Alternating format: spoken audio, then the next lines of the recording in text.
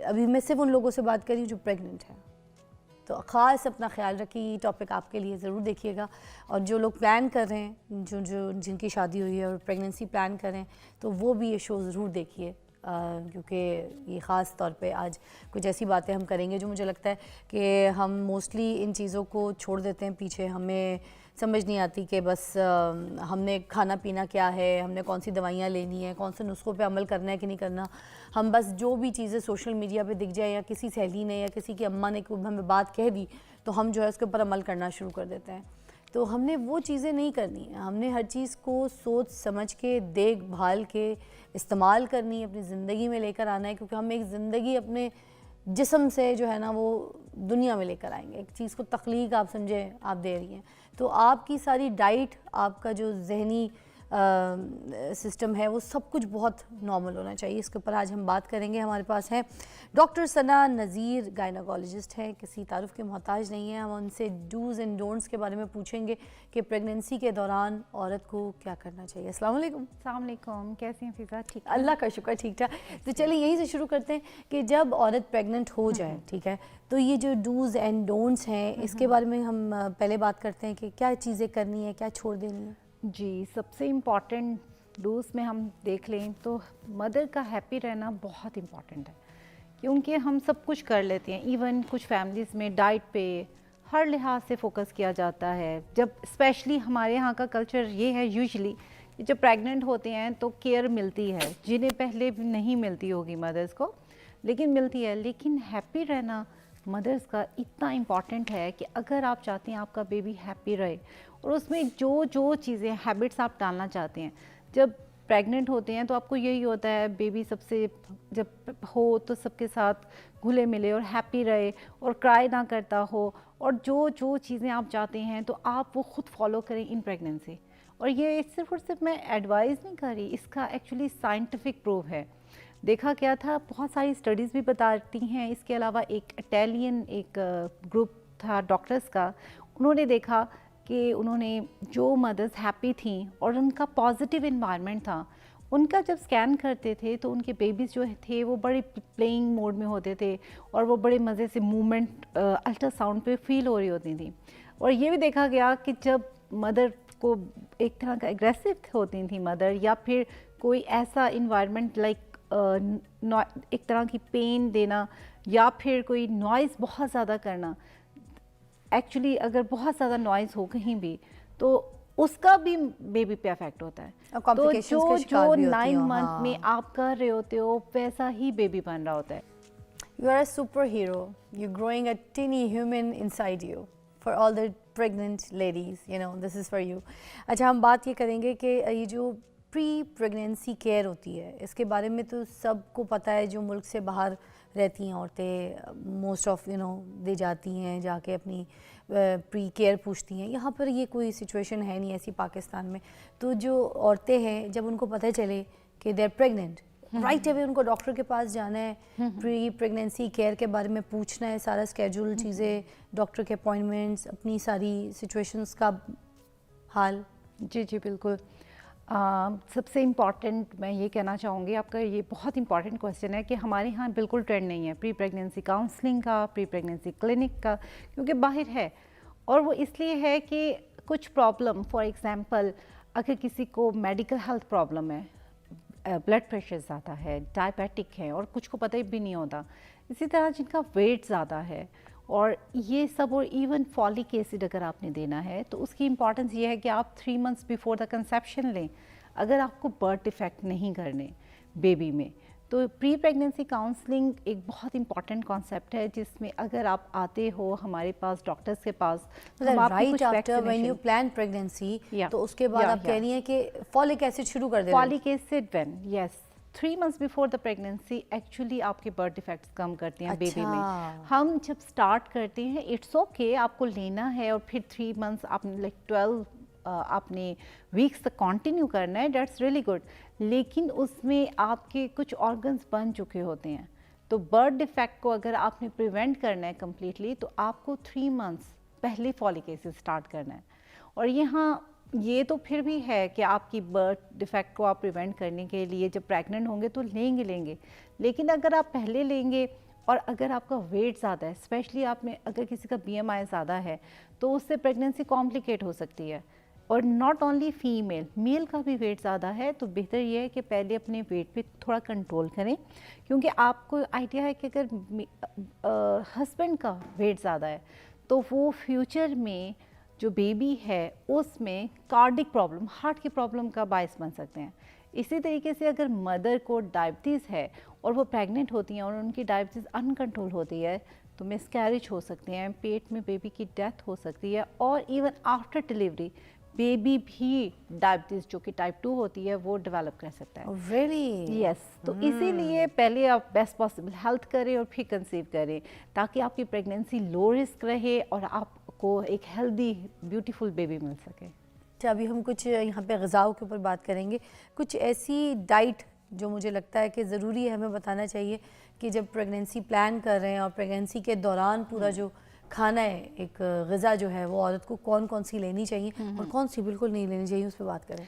जी बिल्कुल, ग़िज़ा के लिहाज से सबसे इम्पॉर्टेंट जो फैक्टर है वो होना चाहिए होममेड क्लीन फूड लेनी चाहिए, क्योंकि जब आप बाहर की फूड लेते हो स्ट्रीट की या कोई भी इवन होटल्स की, तो उससे आपके डायरिया का और इन्फेक्शन होने के चांसेस ज़्यादा होते हैं। जब प्रेगनेंसी के दौरान एसिडिटी भी बहुत जल्दी हो जाती है, एसिडिटी, सीना बर्न बहुत ज़्यादा होता है, ठीक है, उसके अलावा आपको गैस प्रॉब्लम भी बहुत ज़्यादा, ब्लोटिंग भी बहुत होती है। प्रेगनेंसी में हार्मोन होता है प्रोजेस्टेरॉन, और जो प्रोजेस्टेरॉन है ना वो आपकी बॉडी में क्या करता है, यूट्रस को रिलैक्स करता है। जब वो यूट्रस को रिलैक्स करता है तो इसके अलावा वो आपकी इंटेस्टाइन जो होती हैं, आंतें, उन्हें भी लेजी और रिलैक्स कर देता है। अच्छा, इस वजह से आपको कॉन्स्टिपेशन का होना, आपको गैसेस का होना, आपको एसिडिटी होना, ये अब वो सब औरतें तो सारी actually गैविसॉन पे पड़ pregnancy जाती के। हैं, आपको पता है, मतलब पर्स में रखा होता है गैविसॉन सिरप। एग्जैक्ट, अच्छा उससे बेहतर गैविस्कॉन सिरप ओके, बट अगर आप वॉक करते हो और डाइट में स्पाइसी फूड नहीं लेते, ऑयली नहीं लेते, जंक फूड अवॉइड करते हैं, तो आपकी एसिडिटी कम होगी। अच्छा, तो आपने ये भी देखना है कि आपने क्या चीज़, वो डोंट्स में आ जाएगा। पहले हम बात करते हैं कि हमें क्या लेना चाहिए।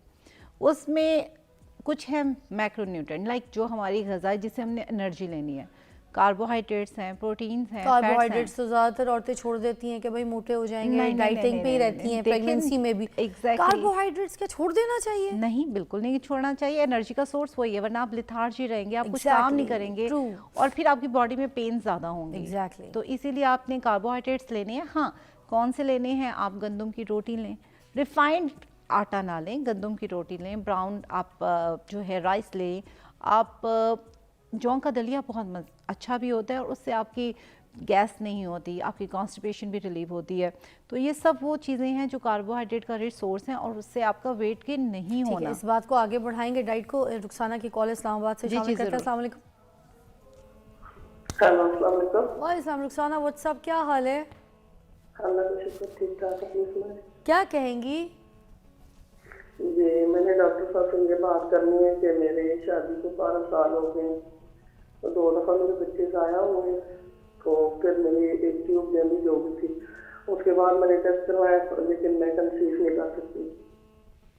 डॉक्टर साहब प्लीज़ रहनुमाई कीजिएगा। हाँ जी, अस्सलाम वालेकुम। क्या नेम है आपका?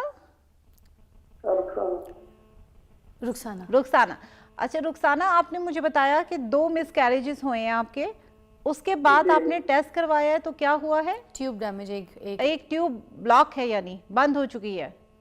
नहीं, वो निकाल दी है उन्होंने। अच्छा, ठीक हो गया। निकाल ही दिया। ओके, आपका ट्यूब में हमल था? जी। अच्छा, अब एक ट्यूब है आपकी?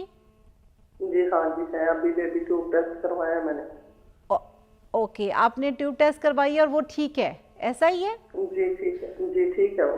तो फिर देखें, सबसे इम्पॉर्टेंट है कि आपके जो पहले 2 मिसकैरेज हुए हैं जिन्हें आप कह रही हैं, वो एक ट्यूब में हमल था, तो दूसरा क्या था? उसमें भी ट्यूब में हमल था या प्रेगनेंसी बच्चेदानी के अंदर थी?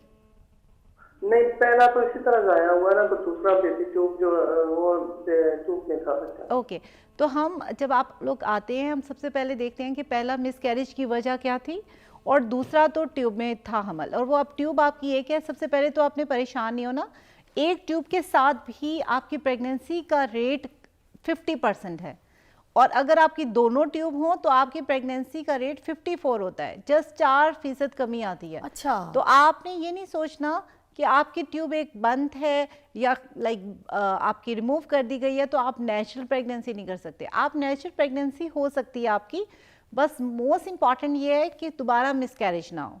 और उसमें मिसकैरेज के लिए आपने फॉलिक एसिड का इंटेक रखना है, अपनी हेल्दी लाइफस्टाइल रखना है, और एक प्री प्रेगनेंसी आपने काउंसलिंग सेशन लेना है जिसमें पता चल सके कि आपका जो पहला मिसकैरेज हुआ था वो क्यों हुआ था। समझ रही हैं रुखसाना? जी समझ रही हूँ। तो उसमें आप अपना, अगर आपका वेट ज़्यादा है तो उसको कंट्रोल करें, अगर आपके पीरियड्स इरेगुलर हैं तो उसको कंट्रोल करें, और कुछ सप्लीमेंट जैसे फॉलिक एसिड है, विटामिन डी है, ये लें और नेचुरल ट्राई करें। आप अगर नहीं होता तो फिर आप डेफिनेटली ट्रीटमेंट के लिए आएँ। और प्लीज़ अगर आप 1 साल में नहीं कर पाते तो आप डॉक्टर से ज़रूर रजू करें, क्योंकि वक्त के साथ आप डेफिनेटली, अल्लाह पे यकीन बहुत ज़रूरी है कि अल्लाह ने औलाद देना ही है, लेकिन साथ में 1 साल के बाद आपको यकीनन इलाज की ज़रूरत है।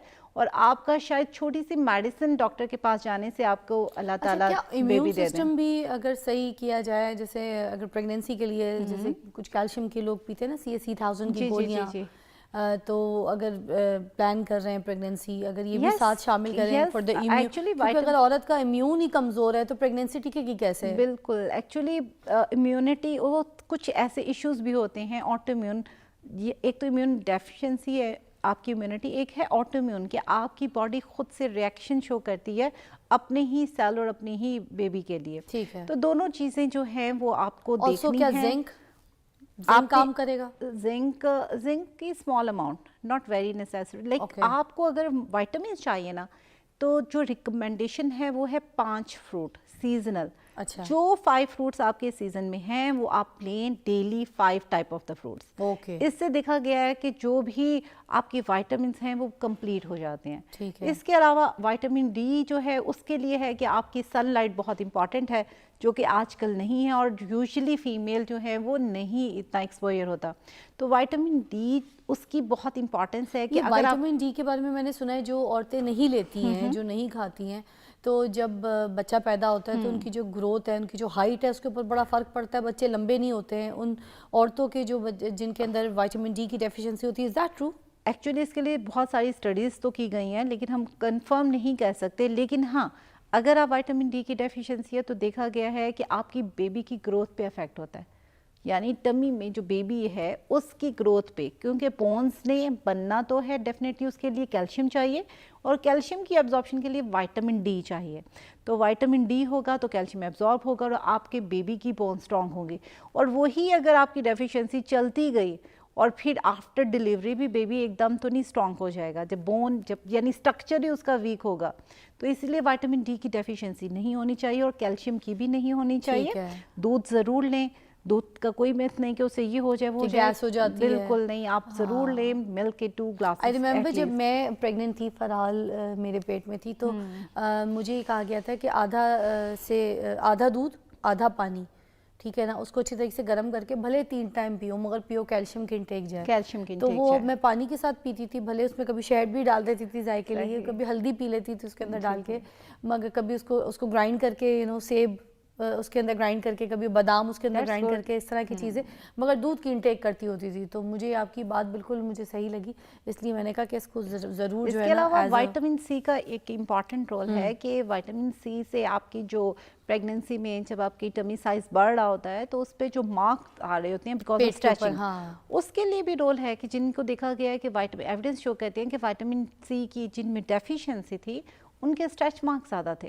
तो उनके लिए अगर आप कर सकते हैं, प्रेग्नेंट जो भी मेरा मैसेज अभी सुन रही हैं, कि आप क्रीम यूज़ करें, मॉइस्चराइज़र जितने भी हैं विटामिन सी वाले वो लें, और इसके अलावा डेली अगर आप विटामिन सी कैल्शियम के साथ अवेलेबल होता है तो वो आप लो, उससे आपके ये स्ट्रेच मार्क भी कम होंगे। और vitamin C is actually very important for iron absorption. आप डे में जितना आयरन ले रहे हैं, for example in the form of the protein लेंगे, आप मीट की फॉर्म में लेंगे, एग की फॉर्म में लेंगे, तो आपने क्या करना है, उसके साथ आपने विटामिन सी, लाइक कैसे आएगा विटामिन सी, आपके सिट्रस फ्रूट ऑरेंज जूस आ सकता है, लेमन आ सकता है, इन दोनों के यूज़ से आपका, और इस तरह फ्रूट्स में स्ट्रॉबेरी है, जो सारी बेरीज हैं उनमें विटामिन सी बहुत रिच अमाउंट में होता है। ब्लैकबेरी, तो ये ब्लूबेरी, बिल्कुल, और इन स्ट्रॉबेरी। सब से आपकी जो एब्जॉर्प्शन है वो बहुत अच्छी होगी आयरन की।